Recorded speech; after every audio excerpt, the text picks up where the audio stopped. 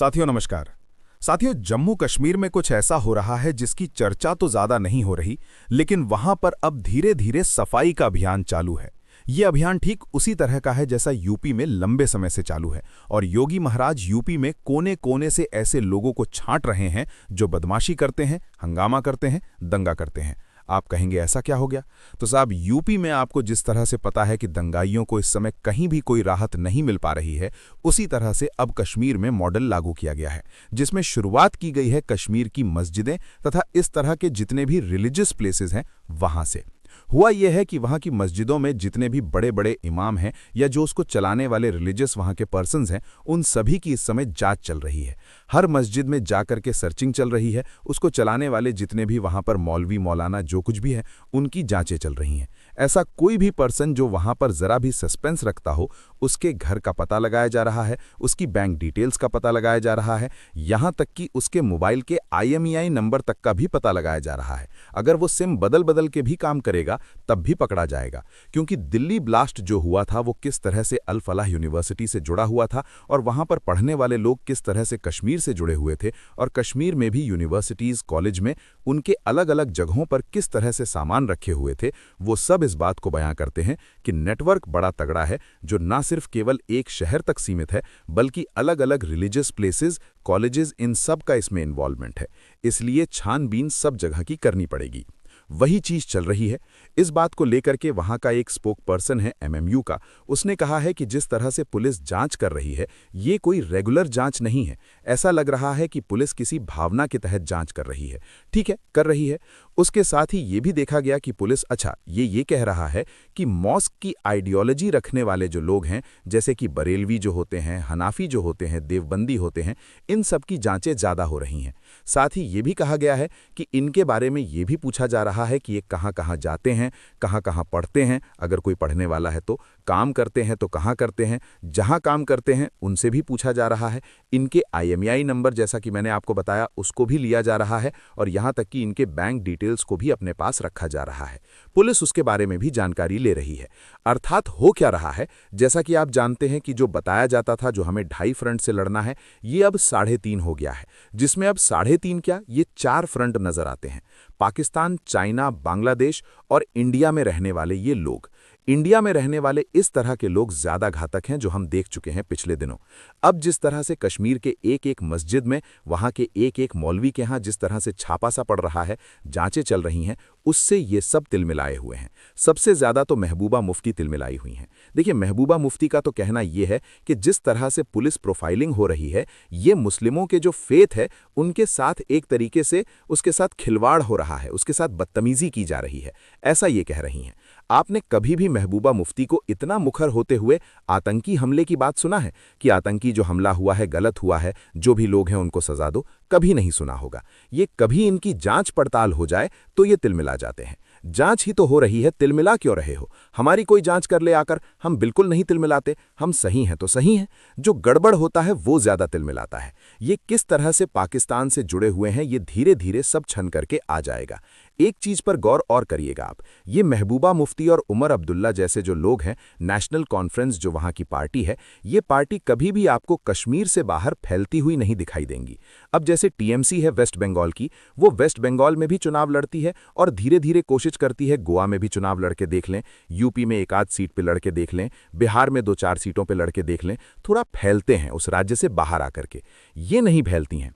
National conference और इनकी जो पार्टी है महबूबा मुफ्ती की, ये पार्टियां लंबे समय से सत्ता में हैं, अच्छी खासी पकड़ है, नेशनल लेवल पर भी इनके आका लोग रहे हैं, फिर भी इन्होंने किसी दूसरे स्टेट में फैलने का प्रयास नहीं किया। जानते हैं क्यों? क्योंकि वहां पर ये एक आइडियोलॉजी को प्रसारित करते हैं और वो आइडियोलॉजी ये है कि हम कश्मीर के ही हैं, हम कश्मीर को एक दिन आज़ाद कराएंगे इंशाअल्लाह। इंडिया में पार्टीज वो फैलती हैं जो पार्टीज इंडिया का मानती हैं अपने आप को, ये मानते ही नहीं हैं। ये तो संकेत देते हैं कि हम आज़ादी के लिए लड़ रहे हैं, हम अपनी आज़ादी को एक दिन लेकर के रहेंगे। अगर इन्होंने अपनी पार्टियां फैला ली अन्य राज्यों में, फिर तो ये हो जाएगा कि तुम तो सत्ता के लिए कर रहे हो। तो इनका जो आइडियोलॉजिकल थ्रेड है वो बड़ा गहरा है, बड़ा लंबा है, बड़ा मजबूत है, जो पाकिस्तान तक जाता है। उसको कुरेदने की कोशिश की जा रही है, इसलिए ये बिलबिला रहे हैं। ऐसे ही प्रयास यूपी में भी चल रहा है, ऐसा नहीं है। मैंने आपको कई बार बताया है कि यूपी में जितने भी जिले नेपाल से सटते हैं, वहां पर जिस भी तरह के इलीगल इस तरह का रिलीजियस मॉन्यूमेंट प्लेस है, उन सभी की जांच पड़ताल की गई है और कुछ अगर अवैध है तो उसे तोड़ दिया गया है। पर योगी जी का शासन है, यहां पर कुछ भी होता है तो ज्यादा न्यूज बनती नहीं है, कोई कुछ बोल ही नहीं पाता है। मालूम है बोलेंगे तो क्या हाल होगा। बरेली में एक मौलाना भूल गया था शासन किसका है, अब वो जेल से बाहर ही नहीं आ पा रहा, फकीर रजा। लेकिन बाकी स्टेट्स में लोग ये उम्मीद नहीं रखते। बाकी स्टेट्स में ये लगता है कि अरे जरा सा कुछ किया तो हम हंगामा कर देंगे।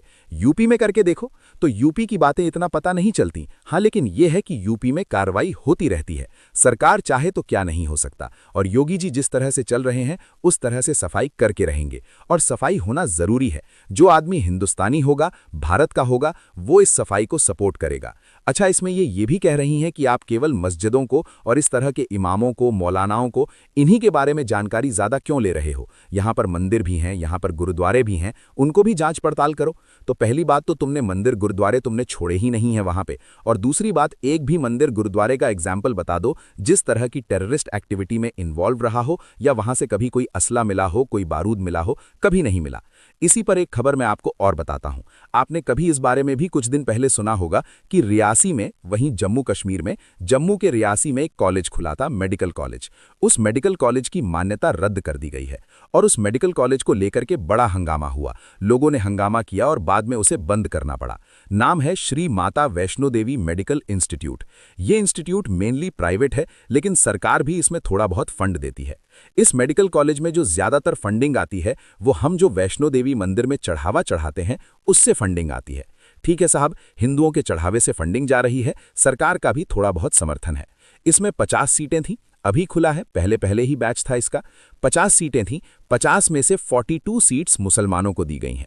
इस बात पर वहां के हिंदू ग्रुप्स ने हंगामा कर दिया कि हम चढ़ावा चढ़ा रहे हैं, हम पैसा दे रहे हैं और सीट्स मुसलमानों के पास जा रही हैं, और देखा यह जा रहा है कि यहाँ के कॉलेजेस में किस तरह की प्रैक्टिसेस हो रही हैं वो हमने अल्फला यूनिवर्सिटीज और इन सब से देख लिया है। इस बात पर हंगामा ज्यादा ही तगड़ा हो गया। सरकार ने एक्शन लिया। सरकार क्या, नेशनल मेडिकल कमीशन ने एक्शन लिया, और एक्शन लेने के बाद ये पाया कि भाई ये जो कॉलेज है, इस कॉलेज की मान्यता हम इसलिए रद्द कर रहे हैं क्योंकि ये कुछ मानकों को पूरा नहीं कर पा रहा है। ये देखिए, इसमें कहा गया है, जो नेशनल मेडिकल कमीशन है उसने कहा है कि कॉलेज में क्रिटिकल डेफिशिएंसीज हैं। वहां की टीचिंग फैकल्टी में, बेड ऑक्यूपेंसी में, पेशेंट फ्लो में, यानी कि लाइब्रेरी में, ऑपरेटिंग थिएटर्स में, हर जगह कोई ना कोई दिक्कत है। इस वजह से इसकी मान्यता रद्द कर दी है। अब आप देख लीजिए, अगर कोई कमीशन, कोई सरकार किसी चीज पर आ जाए तो कुछ भी हो सकता है। इस तरह का एक्शन एक तरह से केंद्र सरकार के निर्देश में लिया गया होगा। ये पहला ऐसा एक्शन है जिसको देख करके कहा जा सकता है कि हाँ, मोदी ने हिंदुओं के लिए कुछ चौड़ा सीना दिखाया। योगी जी तो डेली दिखाते ही हैं चौड़ा सीना। अच्छा, इसके बाद योगी जी की चर्चा चल रही है तो एक और आपके सामने न्यूज़ पेश करते हैं जिसमें आपको पता चलेगा कि अगर सरकार चाले तो क्या कुछ नहीं हो सकता। आपने संभल का किस्सा सुना होगा। संभल में दंगा करने का प्रयास किया गया था 2014 के नवंबर में। उस दंगे में पुलिस ने भी कार्रवाई करी, गोलियां चली और कुछ दंगाइयों की मृत्यु हो गई। ऐसे में एक मुस्लिम दंगाई की मृत्यु हो गई थी।